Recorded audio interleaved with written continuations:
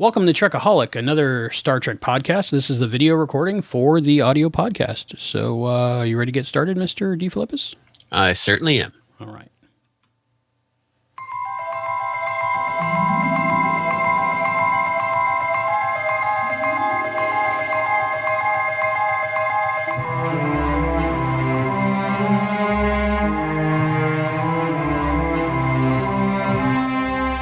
Welcome to Trekaholic, another Star Trek podcast. And now, here is your host, Albie.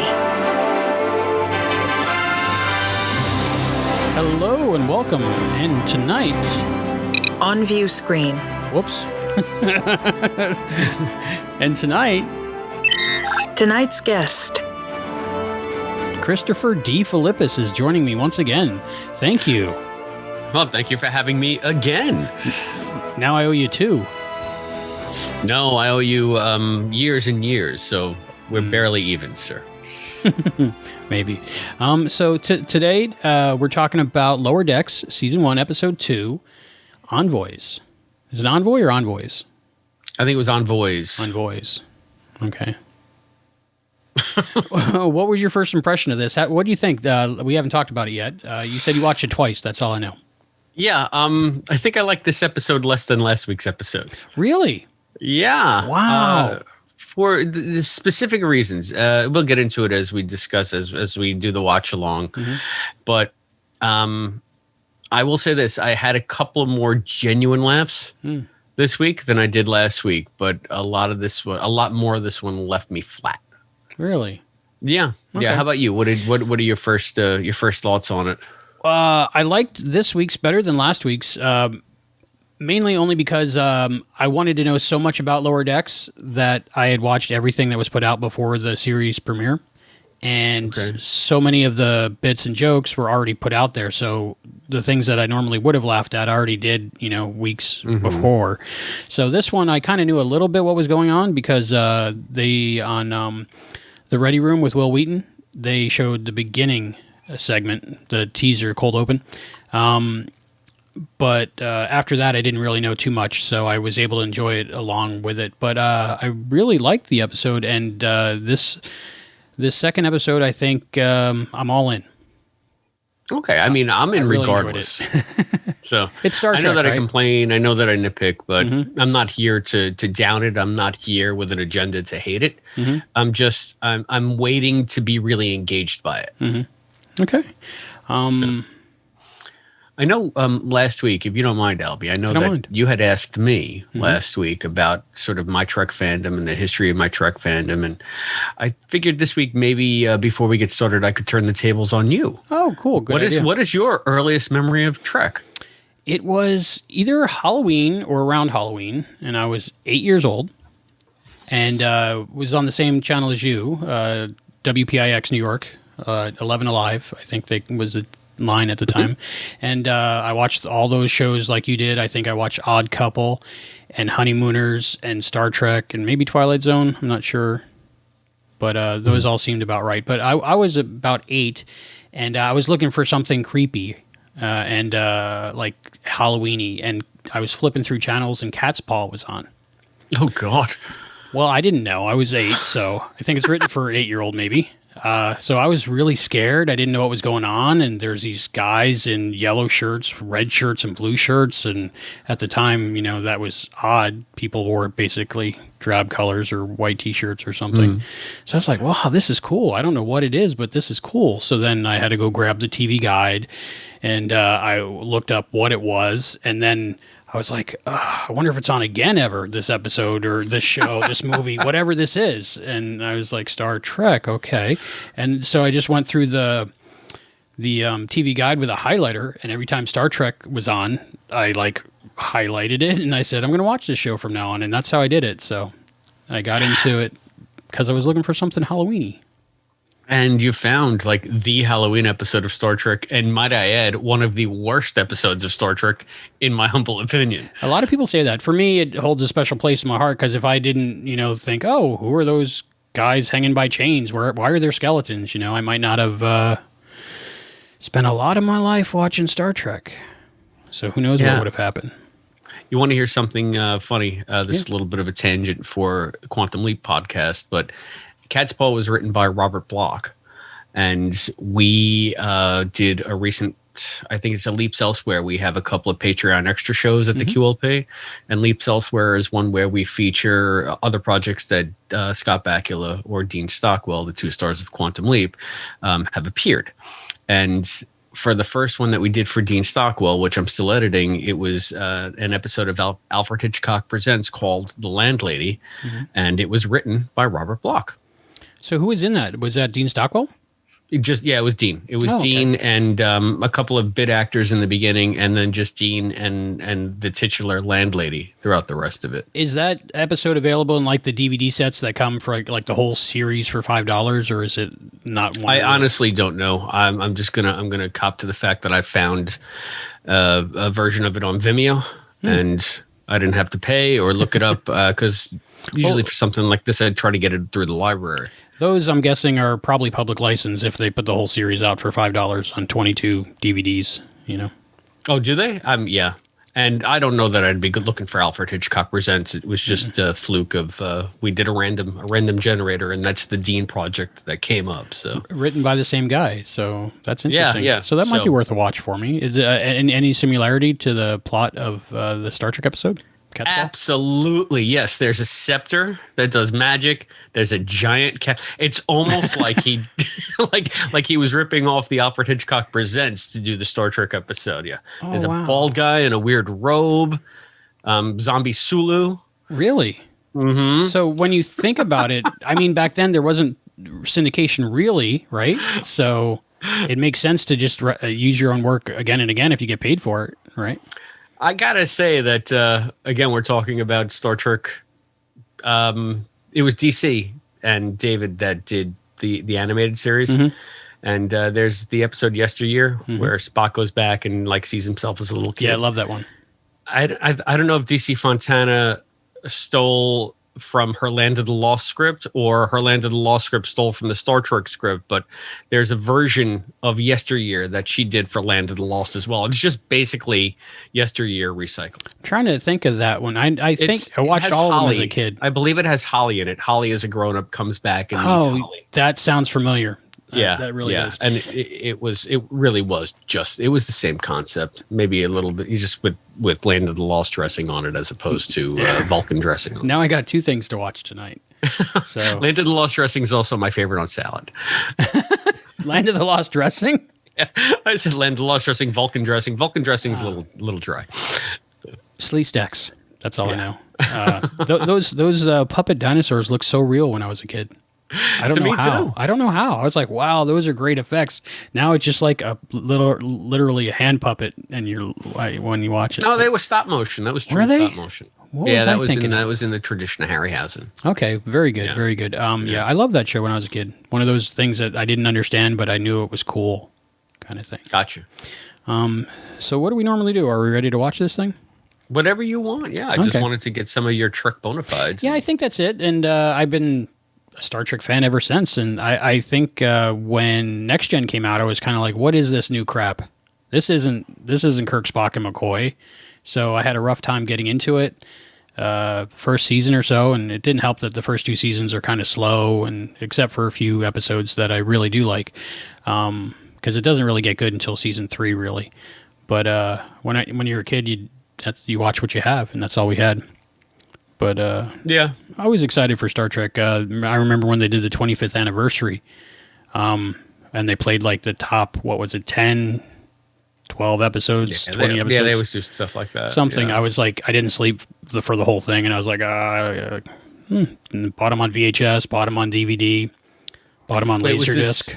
Was this 25th anniversary of TOS? TOS, yeah. And they had some of the actors do little intros in between the commercials, like little factoids. Was that the one that aired on, was that on Nick at Night? Or I feel like I don't remember where that was. I don't remember. I know they did that again with Sci-Fi Network. They had William Shatner introduce the episodes again. That's what I'm thinking of, and I think it was further remastered.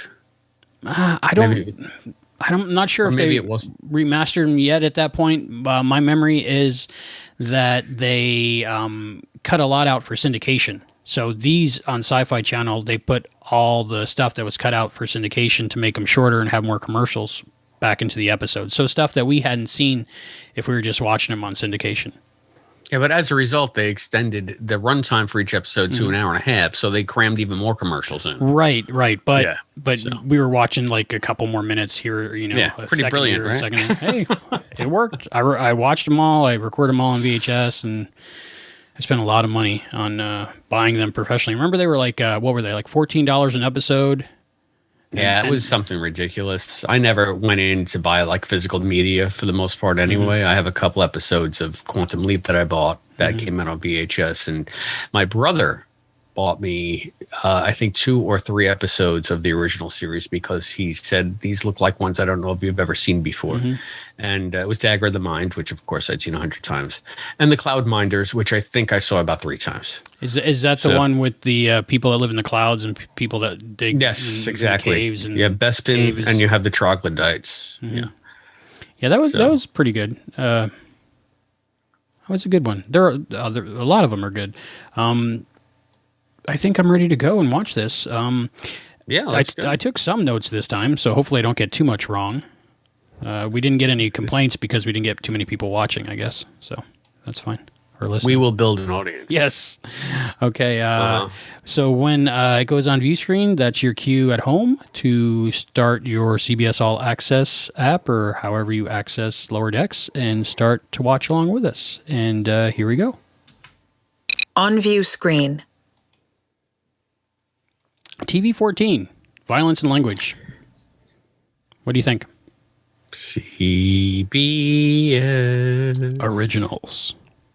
That's a different show, isn't it? It's about vampires.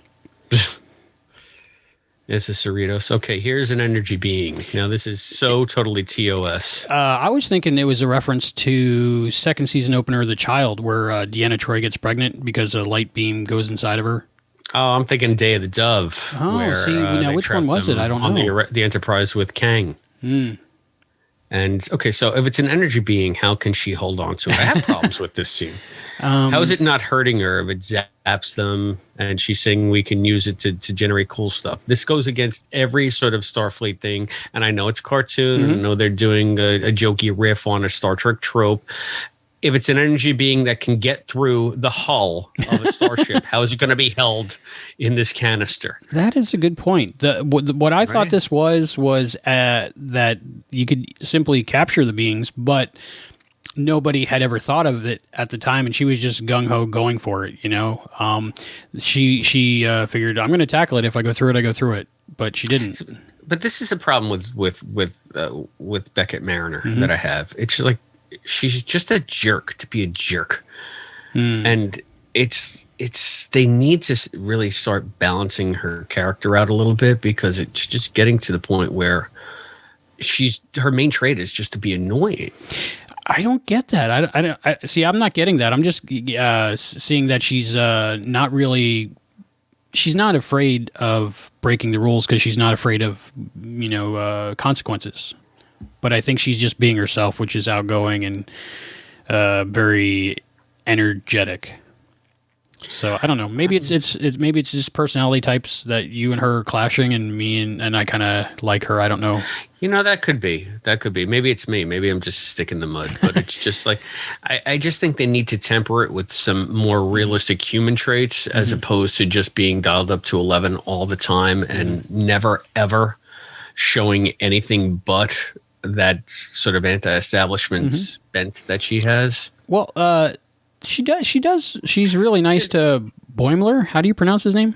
Boimler. At the end of the episode, because she sees he's having a rough time, and she helps him out. And what did you think about that energy being entering the captain and then nothing happening? It wasn't resolved. Right. I thought, okay, they're going to pick that up. Is this like Tilly with the spore in Discovery? Yeah, they got to do something with that season 3, right?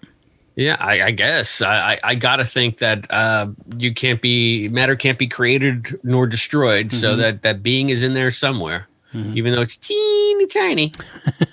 And I didn't realize that they didn't go back to it until I watched this the second time, and it happened again, and I was like, oh yeah, that wasn't resolved. Yeah. And I thought, wow, either they're going to resolve it in the next episode, because the preview looks like maybe the captain's going a little crazy, who knows. But if they don't resolve it, I just think that's awesome. Okay. Because it's very rare that you see something that doesn't come back, especially in that episode. Well, we'll see. I mean, I know that this is more of a comedic take, and maybe they just want to be as episodic as possible, and a lot of that is just gag, So are they going to carry that forward? That'd be interesting to see if it ever plays out. I would be surprised if it did. Mm-hmm. So did you notice that he name-dropped somebody, or they name-dropped an ensign from the Enterprise? I wrote it down, but I looked it up, and I couldn't find anything on that person. Right. And I went to Memory Alpha, and it didn't look like anything that came up. Gotcha. All right, because I'm not the greatest Next Gen guy, so I thought maybe you had it. You should watch season 3 on. It's really good. Oh no, I've seen them all. Not all of them, okay. But a good many of them. Yeah, don't judge it. Don't judge it by season 1 and 2. Oh, I don't. I don't. I know if I come across that way, I don't mean to. I've seen plenty of episodes of Next Gen. Mm-hmm. I dare to say I have more than a passing familiarity with it. It's not my I don't choose. If I see Next Gen on, I change the channel. Really? Yeah, it's not something that I park myself in front of to watch. There are a few episodes that I like, and I'll watch those. But if BBC America has Next Gen on for 6 hours at a time, I'm not watching it. When it comes on Heroes and Icons at 9:00, I wait till 10:00 and put on DS9. It's just not something I choose to go back to. Okay, everybody's different, so. And I've only watched Discovery probably 3 times each episode, so. Okay. For me, that's not a lot. That's not a lot. Okay, so now here's another thing. So there's Mariner. Yeah. First of all, why is she eating ramen in the shuttle? I don't know. Spilling it all over the place, except to just be an asshole. The third time I watched it. Can I say asshole? You just did. So I think it's all right. I think that's a medical term, right? Okay. I think we can say medical terms. Is that what a doctor calls it? I don't know. I don't know. But the third time I watched it, I was very hungry, and I had to pause the episode and go make myself some ramen. There you go. So, I think what did you think about her being like Jadzia with the Klingons? That's what I got, the Jadzia vibe from her.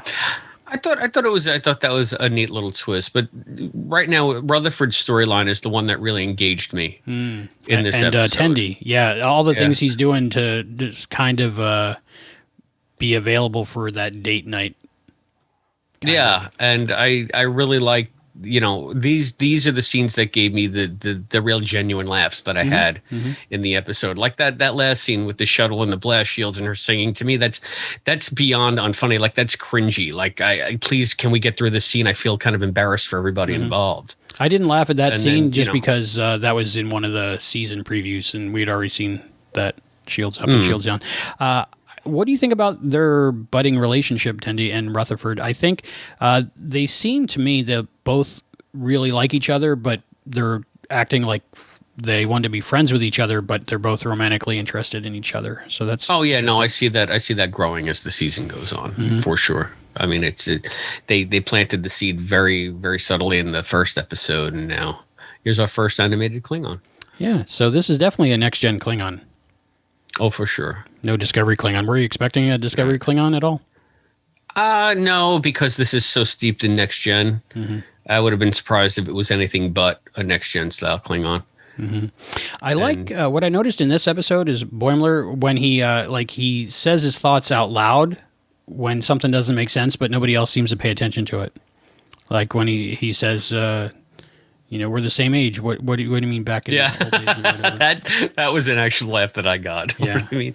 Because it's true. And there's a little scene here that kind of annoys me, I guess, because I feel like I'm Boimler. I'm a lot more straight-laced. And when he's trying to land the shuttle safely and they won't shut up, and he tells them, do you want to die? Will you please just... And then they just, they throw crap at him, and it's like, can we have just a modicum of, human courtesy here? To me, that's not funny. It's just mean. Oh. And maybe, like I said, maybe that's me. Maybe that's my problem. Maybe I need to lighten up. Drunk Klingons can be dangerous. That's true. Watching that scene where the knife went into the touchscreen, I was thinking, wow, those touchscreens are very advanced to still work after getting a knife through them. Right. And then I started thinking about how like the sensor grid on the screen like rerouted itself to work or something. And I don't know. You're already headcanoning it? Yeah, I'm trying to figure it out as I go. I think I watched this one 7 times so far, but they're short. So it's like watching a normal one 3 times maybe. I don't know.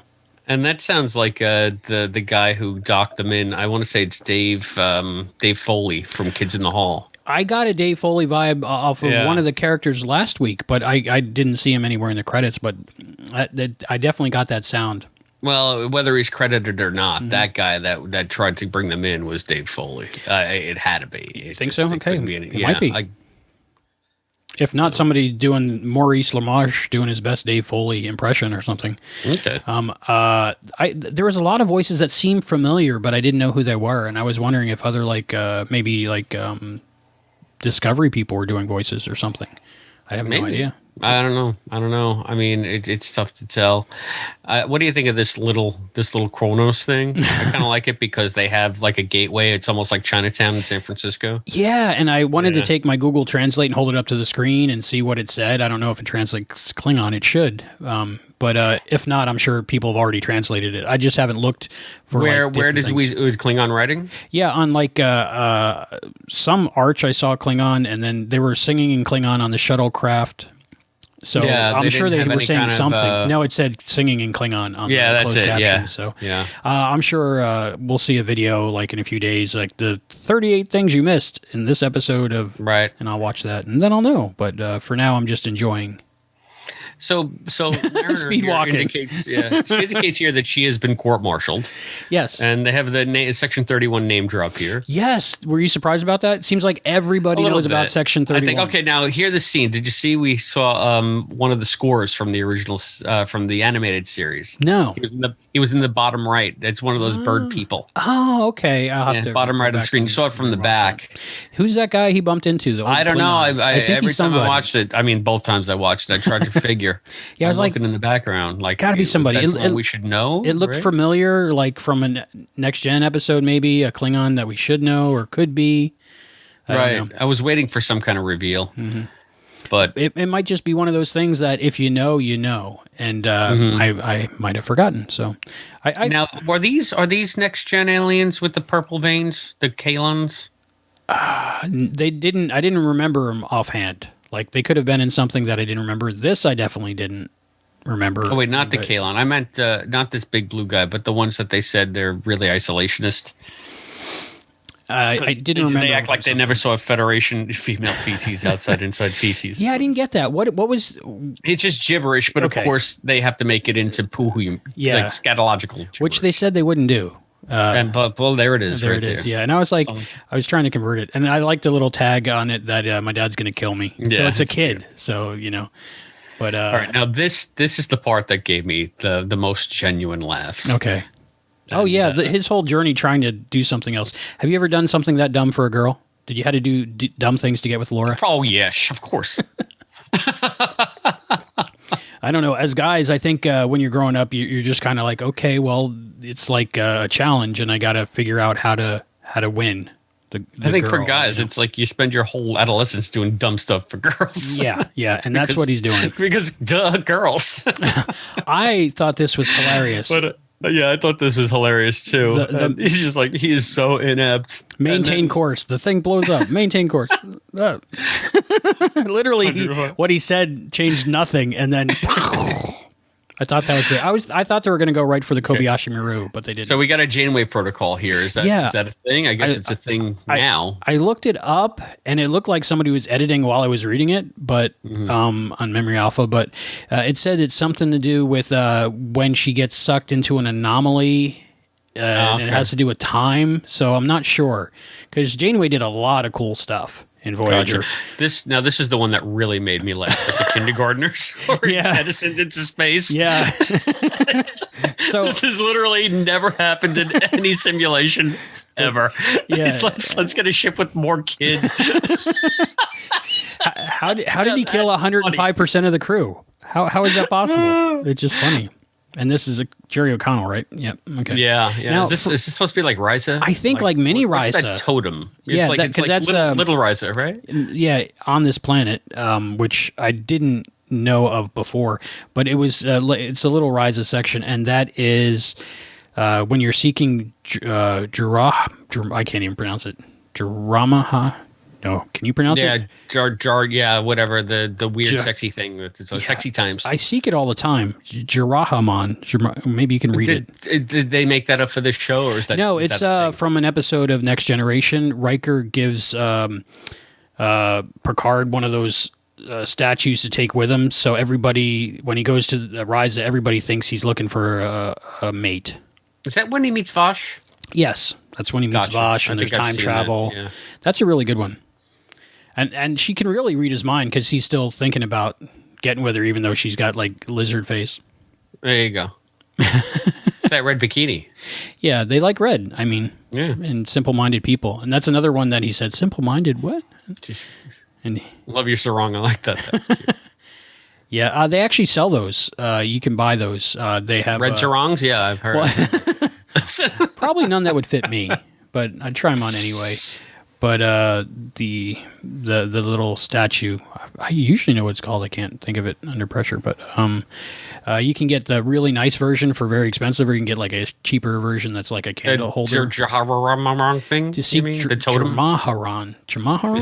The sexy times totem. Yeah, it's saying I'm available. I have one. I have a picture of one on my website, so hasn't worked yet. I think this is a funny part too. Yeah, this is cute. And this guy is obviously Bajoran, right? He looked like it. I would say yes, unless that was one of his injuries from the warp core. Yeah, he said, "Those are warp core burns. How are you even alive with that lithium burns?" I love that. He's like making him give himself a heart attack. Like I said, this is the part that just gave me because the humor is organic. It's not just like forced someone screaming at someone else. Mm-hmm. I think maybe that's where it comes from. This proves to me they can write funny in an organic way, but anything that they do with Mariner just seems so mega forced to me. Well, maybe she'll grow on you. Yeah, maybe. Again, I'm hoping she does. Mm-hmm. It was cool to see Rutherford in all the different colors. What do you think of the white boots for science medical white boots? That's new, isn't it? I haven't seen that before. I didn't even notice. Okay, yeah. So everybody in blue. The blue has white. Mm-hmm. Huh. I gotta take a look at that. Very different. This is cute. Yeah. Rip a Borg's arm off and slap him in the face. It's awesome that he's great at everything, but he just doesn't want to do those things. Yeah, and the thing is, he isn't great at what he just did. If he didn't have that implant, right, he would have died. Did you ever play Star Trek Borg, the PC FMV game? I have never played any Star Trek game. Oh, that's a really good one, but there's a character in that has something similar, but not as elaborate as that. We're going to name drop another alien soon from the original series, the shape-shifting alien. I forget what they call it, but I think they name it. They call it by name in this one. Oh, I was wondering about that. It's the squid thing with the 8 eyes. It's the eyes that go all the way around the head. Was that from the original series, or was that from the animated series? To me, the animated series. Okay, that gave me the animated series vibe. Like, I need to watch those again. Yeah, there it is right there. Mm-hmm. Yeah, just for a second. So that's cool. Yeah. Yeah, Vendorian. That's it is. Vendorian. There you go. And that's from TAS. Mm-hmm. And the thing is, the character designs on that show was so iconically awful that the second I saw it rendered here in this environment, it looked so incongruous. I said, that's got to be TAS. And sure enough. What do you think of these rock creatures? Do you know these? Or are they... My only rock creature knowledge from Star Trek is really... Well, the original series episode, there's some rock creatures. Savage Curtain had the rock creatures. That's the one with Abraham Lincoln? Kalis, Abraham Lincoln, Surak, Colonel Green. And, a lot of people from history. Was Genghis Khan in that? Or am I thinking Bill and Ted? Oh, yeah, maybe it was Genghis Khan. Is that from Cochrane? No, I don't know. It wasn't Genghis Khan, was it? Because I remember there being another evil... Yeah, because it was 4-4. There was another woman, like an evil woman. There's always that one extra that is in their past, but our future still. It's like, why is he sitting with his pants down? It looked like he was pooping. I really thought he was like on the toilet, and then how she fixes his wounds with the leaves. I thought that was like maybe something from like Arsenal of Freedom. Have you seen that Next Gen episode where Picard and Crusher fall down a hole? No. And she's trying to fix them with the roots around. Cool plant tricks. Yeah. Yeah. But what did you think of the Ferengi in this episode and the storyline with I have him helping very, her? very definite things to say. Let's Okay. wait till we get there. I mean, we're almost there now, but Why do you think she's so good at everything when they're the same age range? temporal slip. Maybe. I don't know. You think she's got more experience than her age would show, or you think she just started young since her parents are both in Starfleet, so she was on like a ship her whole life, probably? Yeah, So- maybe she was some kind of she kind Like of a Wesley, intimates maybe? that she was Section 31 or some kind of, she said gray ops. So maybe they need children for that. Maybe it's one of what's her faces. Like it's Giorgio's legacy. Hitler Giorgio. I like the fact that they did the thing where he's afraid to say he's transferring out, and then you think he's going to be in trouble, but they're like, "Oh, that's cool. Well, you got to you got to do you." But why did they have to do that twice? I think it was 3 times, wasn't it, or was it twice? No, because the doctor actually kicked him out. Oh, okay. She said you got to get Okay. But I love this at the end when, like you said, you think it's going to be, and they're just like, "Good luck," and he's like, "Oh, bears." I had no idea they were called bears. Did you ever hear that before? To me, No, I think bear that's meant something just, totally different. It's just this Bajorn's Yeah. term for his team. I like that there was just the 2 storylines, and so you like the Rutherford one the best. Yeah, but again, like I said, that's the one that gave me the most genuine laughs. Like this one to me just seemed like complications so that Boimler could look like an idiot and Mariner could be as annoying as possible. And I kind of saw this, like the twist, this so-called twist that happens with this Ferengi coming. Yeah, as soon as she doesn't know he's a Ferengi, I'm like, okay, they're working together just to make him feel better. Because that's like too stupid. That's like saying you don't know what a Vulcan looks like. He even did the hand thing. Yeah. I know if human. Human. I think that's Armin, right? Armin. It sounded like him. I don't know. It's not. I know it's not, but I mean, But that's- human. I think the way that whoever's voicing it was doing an impression of Armin Shimmerman doing the first episode, on Next Gen, when he was one of them. So here we go. She's giving Boimler's moment to shine by knowing all the rules and regs. And it's kind of a weird setup in and of itself because she's kind of guessing how he's going to react. And Yeah, like what if he was just like, okay, whatever. right. What if he was just like, here, let's go? Because he's been an idiot this whole episode. Why would he, But then, But so there you go, just for the convenience of the plot, so they can have some kind of moment together, which they're going to do right now. I like the fact that they left him on the steps, left him right outside. yeah, that was funny. But yeah. It's not Starfleet, but let's do it. I thought this was cool. I was trying to figure out if that was somebody we knew or not, but I don't think so. No, I don't think that everybody has to be a connection. It's a big fleet.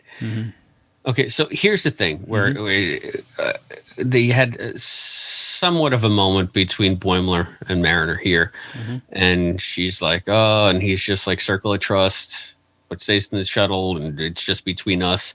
And then boom, next scene, he's just a total dick. Like he completely betrays the trust to brag about it, and it doesn't do his character any good at all. It's just like he's as big a jerk as she is. I was trying to think how it got to there. Like maybe they were telling the story of their adventure, and then when it was time to not talk about what happened, he just kept going. Maybe had too much synthahol in it. I think she did a really nice thing for him. And one thing I wish they would have done is there was that little look that she gives before she exits the bar.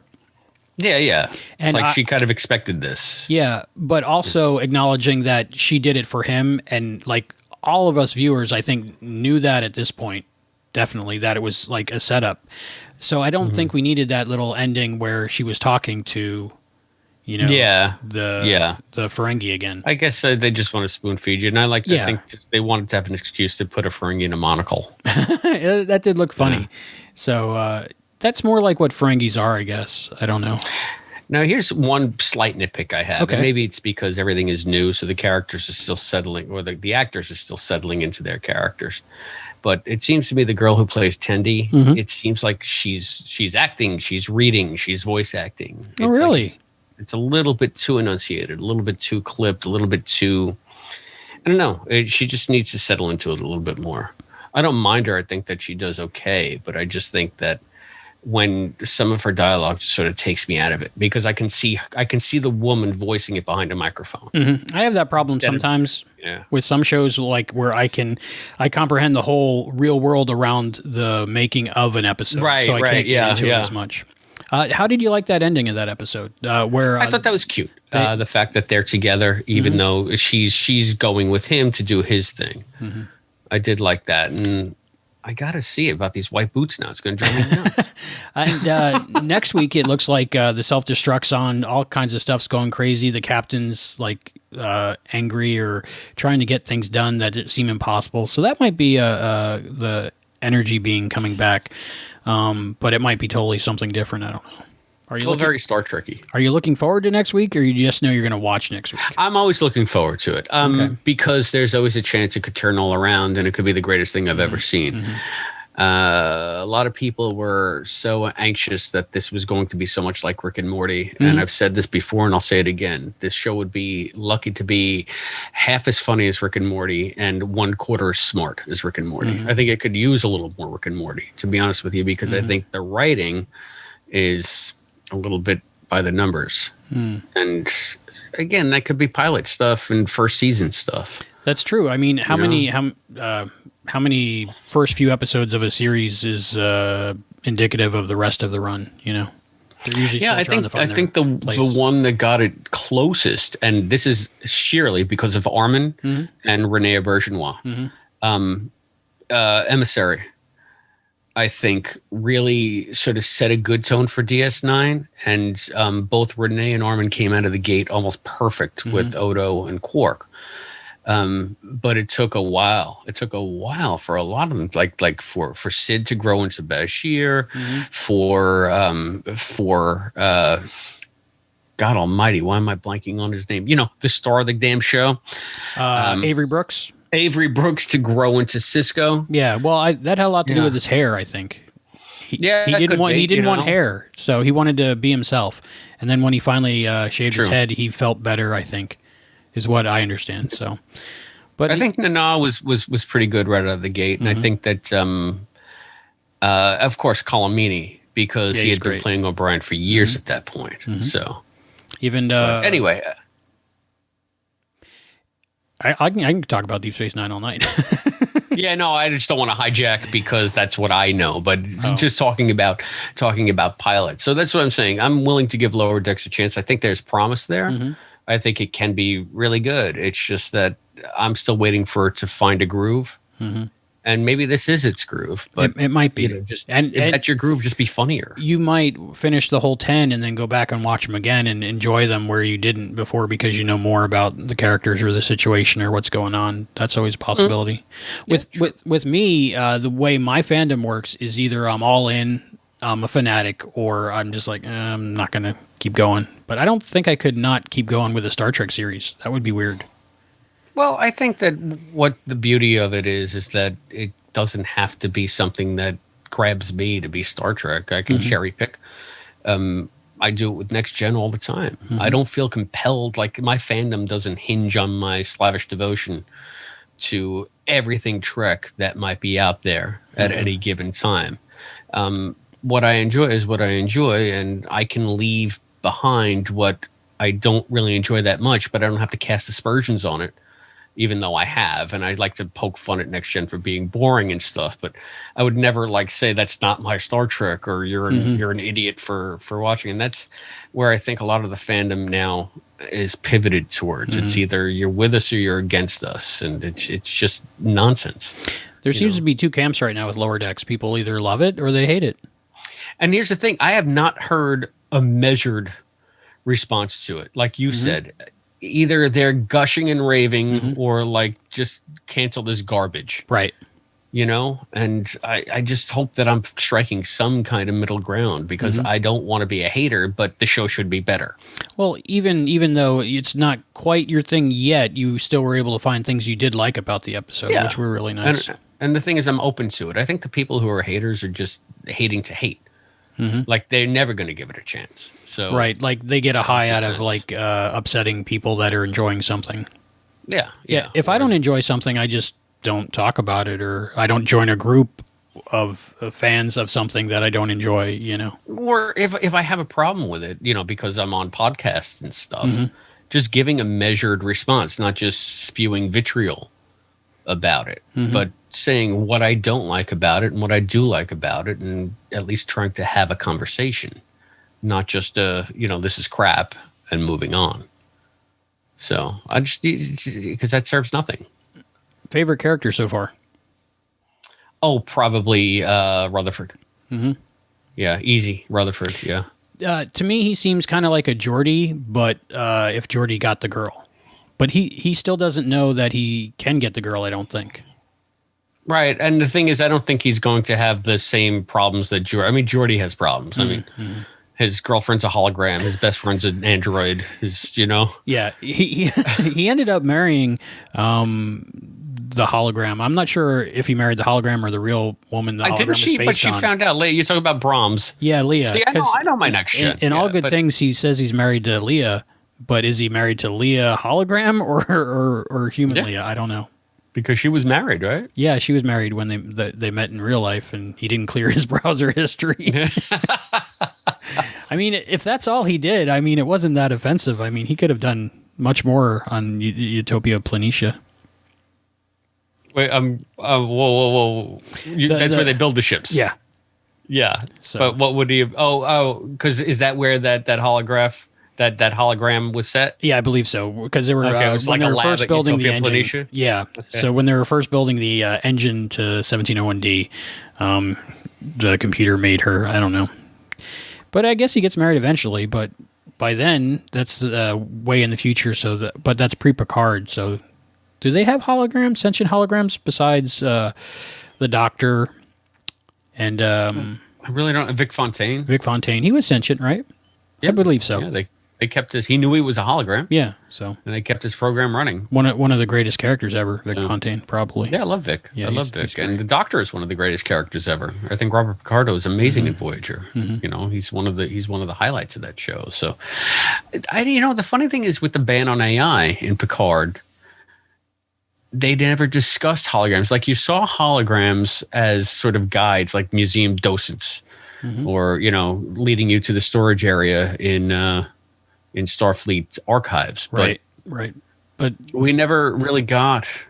They had the emergency holograms, but it was on the Rios, Rios's ship. What was the La Serena? Yeah, La Serena. They had a whole bunch of holograms that were him, but different accents. Right, and they weren't autonomous. No. So, Endgame, the last episode of Voyager, that takes place after Picard, right? I'm guessing. Well, Janeway's got the white hair. Yeah, so she's really old in that. Seven is dead, and then they go back in time because that's what Voyager did. Borg and time travel, and usually pretty poorly on both counts. Maybe that's why I like Voyager so much, because I like Borg and time travel. So... I mean, I'm not really sure when that was said because I'm not versed enough in Voyager, but I have seen Endgame a couple of times.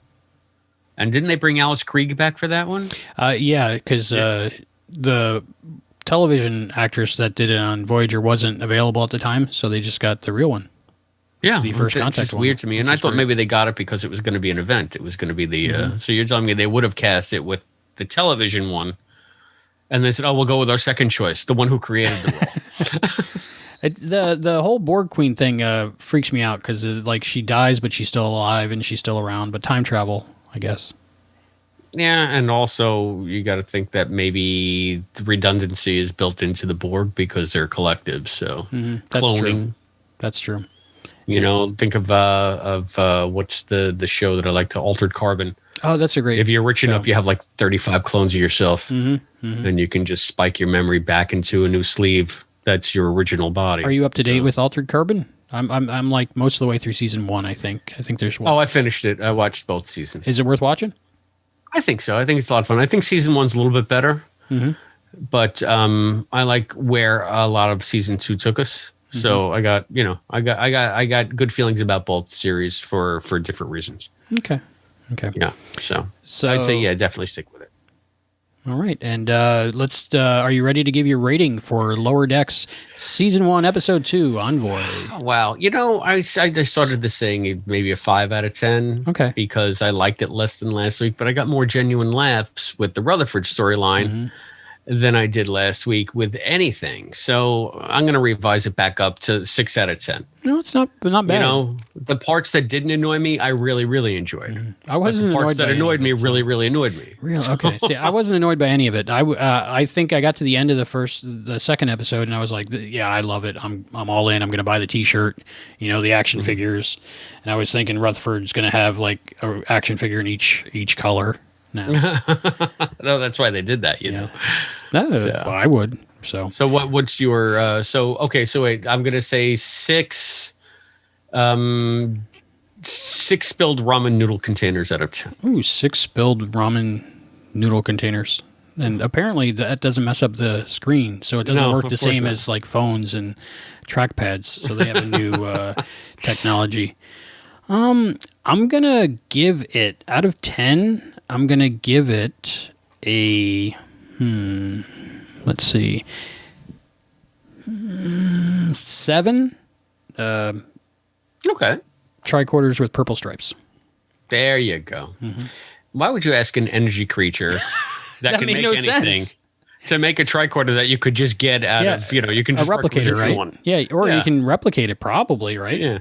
So, or you can go into sickbay where didn't Beverly have like a whole cabinet with like 6 tricorders in it, but it took up a whole wall? Yep. Yeah. Maybe they have that in that sickbay too. Maybe. So now it's an unregistered tricorder, so maybe that's a thing. Who knows? And she needed a battery, so that was funny. I don't know. Was that joke over my head? Was there another layer to the needing gifts with batteries, or am I reading too much into that? No, you know what the thing is though? It looked like a kyber crystal. So I'm thinking, was that like a slight nod to Star Wars? It might have been. Yeah. But that's the only thing that came to my mind in the sense that, but I think it was just a joke of, okay, of course you got to make a battery too. I don't know. Are you okay with the length of these? These are longer than short treks, but shorter than normal Star Trek episodes. No, they're good cartoon length. Yeah. I think it'd be weird if it went a whole hour. Yeah, it'd be 45 minutes. Yeah. So, but without any kind of depth, anyway. And like I said, if we could just have a genuine, sincere moment, it might go a long way for me to liking Mariner more. Do you think they'll get there? Do you think they better? Yeah. I mean, I hope. I can't imagine that they wouldn't, because how one note are you going to be? You can't sustain a character with just this same shtick every week, in my opinion. I'm just giving it a lot of room to grow, and I'm just going to watch and see what happens. Yeah, and I know I'm kind of a stick in the mud, but I just know what works for me, and I know this is supposed to be funny above all. And you did laugh. You did have genuine laughs. I did laugh, but the laughs were based on sincere moments out of a character's dilemma. You see what I'm saying? The humor was organic to the situation. It wasn't forced on the situation. So that's where I think the dividing line is for me. I think that they showed that they can make some genuine situational humor. But if you're just going to cram it down our throats, it's going to get old quick. So I hope that they do find a way to balance that character out a little bit. I know that they want her coming out of the gate as the brash one, as the renegade, and that's great.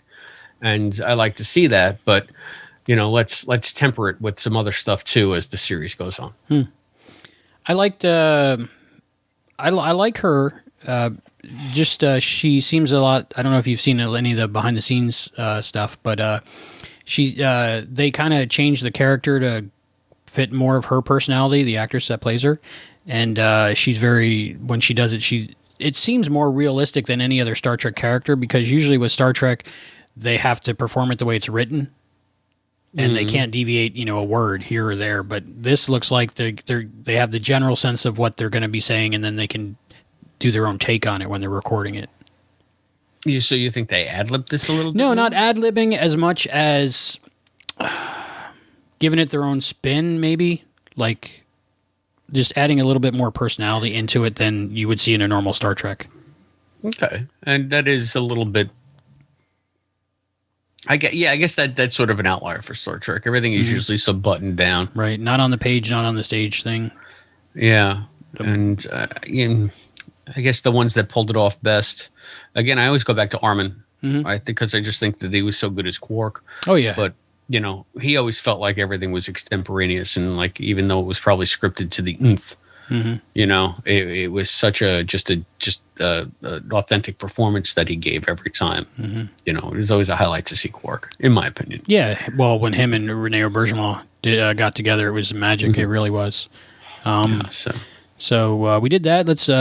do we have any feedback this week? No feedback. If you wanna send in feedback, we'll be more than happy to comment on it. And I think that about wraps up. How do the people reach us? Oh, they can go to Trekaholic.com and find out everything there. We're on Facebook at facebook.com/TrekaholicPod. And we are TrekaholicPod@gmail.com if you want to send an email. And then we have a phone number, and I don't have it in front of me right now. Do you have it? No, I know that it ends in TREK. Something Trek. 305 something Trek. Zoe says it at the end. So okay, so we'll have that. Okay. Yeah. And are we doing Trek and Tell? Yes. And always remember to, if you're watching this on YouTube, to like, subscribe, and ring the bell so you get notifications of when the next episode is out, so you can be tortured again like this. You can hear me bitch and some more. I don't know. I find the good things in what you said about it, and I agree with some of the things that are negatives right now, but I'm waiting for it to get better. But if it didn't get better, I'd still love it. So yeah, I'm still a fan. Yeah. Okay. For Trek and Tell, did you bring something for Trek and Tell this week? Well, last week I showed you my oldest Star Trek thing that I have. So this week I'm going to show you one of the newest Star Trek things I have. This is my red shirt wallet. That's nice. My friends Jason and Laura bought this for me for my 50th birthday. And they gave it to me during my party. And not only does it have so there's the outside. And it's services, or as they call it now, ops. But on the inside... You see, he's dead. He's dead, Jim. That's so funny. Of course it's a red shirt wallet. So of course he's got to be dead, Jim. So it's a neat little thing, and I keep it on my desk here, so it's always in my line of sight. And is that like pineapple leather or something? Yeah, it's it's textured. Yeah, it looks kind of like a crocodile or something. Yeah. I think it's probably Gorn. There's vinyl, and you can also see they have sort of the original series Star Trek in the fold nice. there. Very nice. Yeah, so it's got some nice detail. Yeah, and the ops, the services patch looks very good nice. too. So, very nice. Yeah, I'm very picky about my wallets. For some reason, I can only do trifolds. Bifolds make me feel silly. I don't carry a wallet at all, so yeah, I carry a money clip. Well, you're married. That will never get used for me. Well, that's pretty cool. That's cool. I've seen those online, but I've never seen one in person. Yeah, so I was happy to receive it. My Trek and Tell for this week is... Oh, look at that. I figured it's appropriate since they'd had a shuttlecraft episode. Yeah.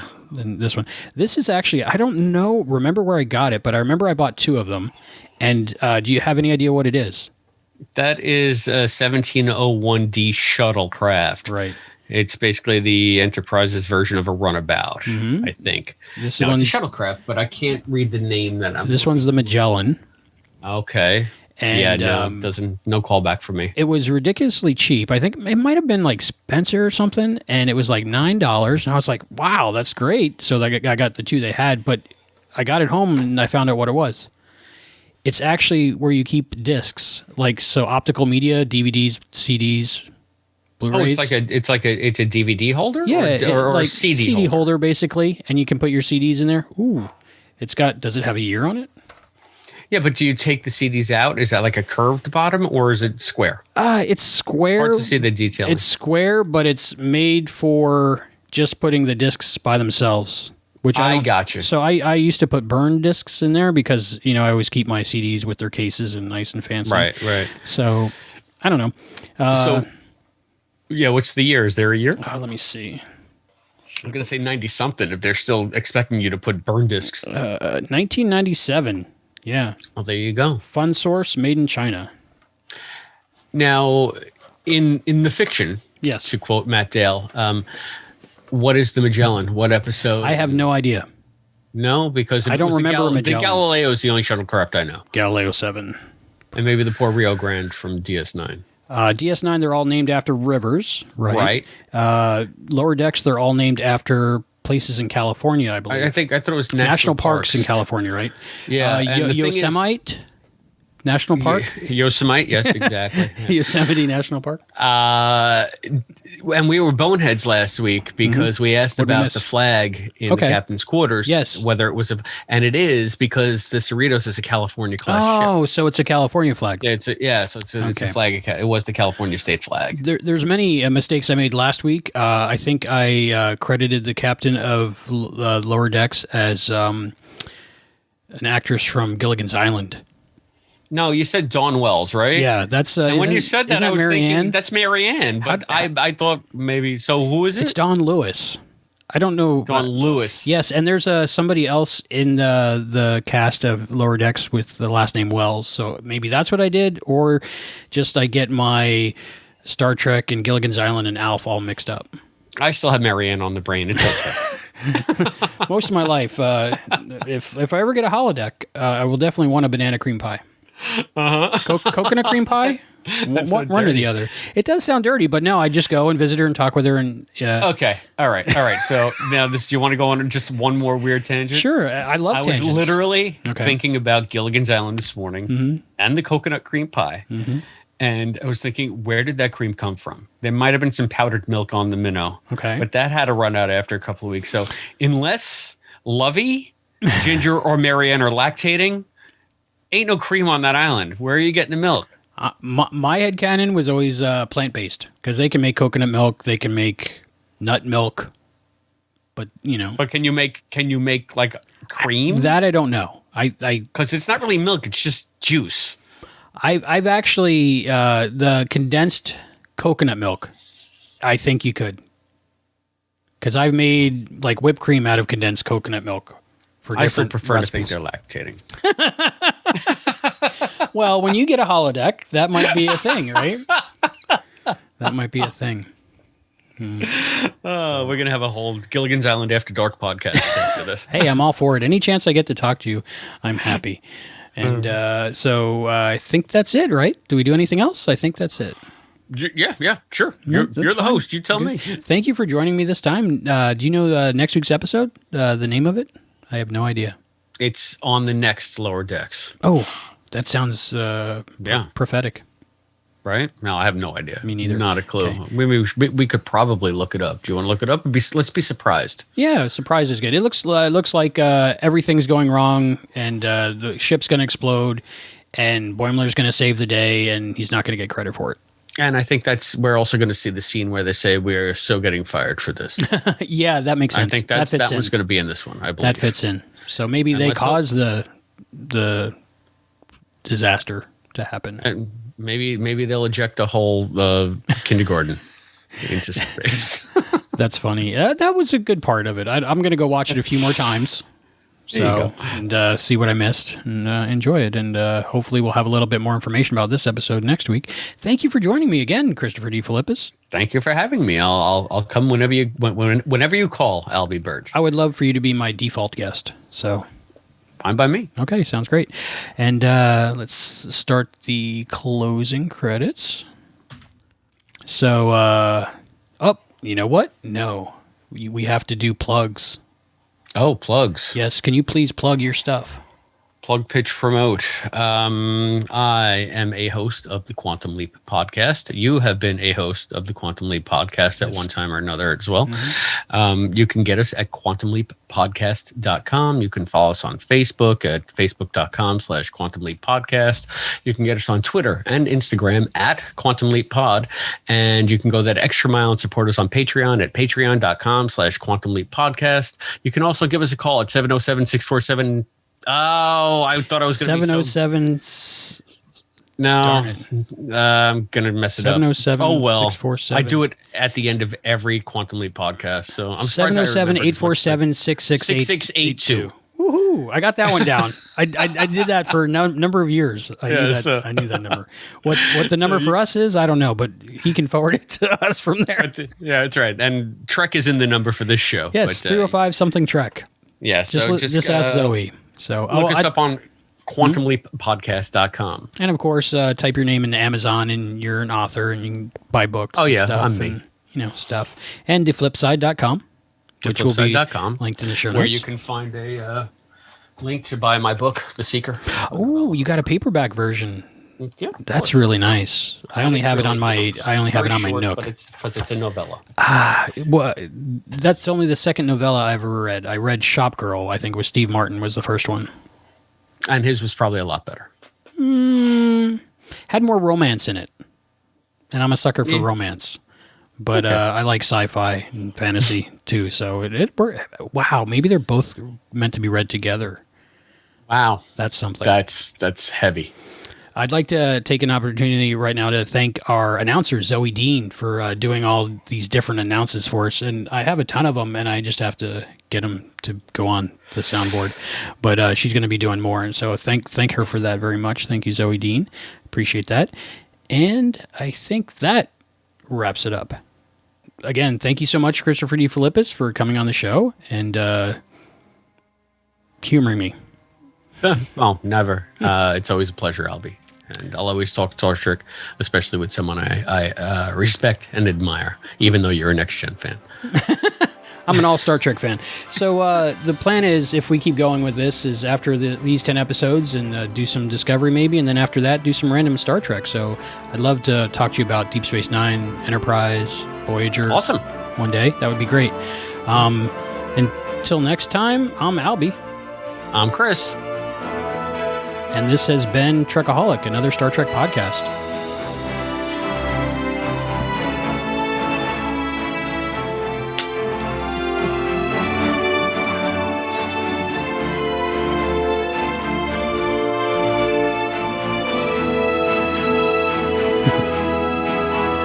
Thank you for listening to Trekaholic, another Star Trek podcast. Please support the show by going to patreon.com/Trekaholic. Send written or audio feedback to trecaholicpod@gmail.com. Leave us a voicemail at 305-707-TREK. That's 305-707-8735. And don't worry, no one will pick up. It's only for voicemail. Visit our website at trekaholic.com for more information. Trekaholic, another Star Trek podcast, is not affiliated in any way with CBS or Paramount. I'm your announcer, Zoe Dean. Trekaholic, another Star Trek podcast, is a Barren Space production.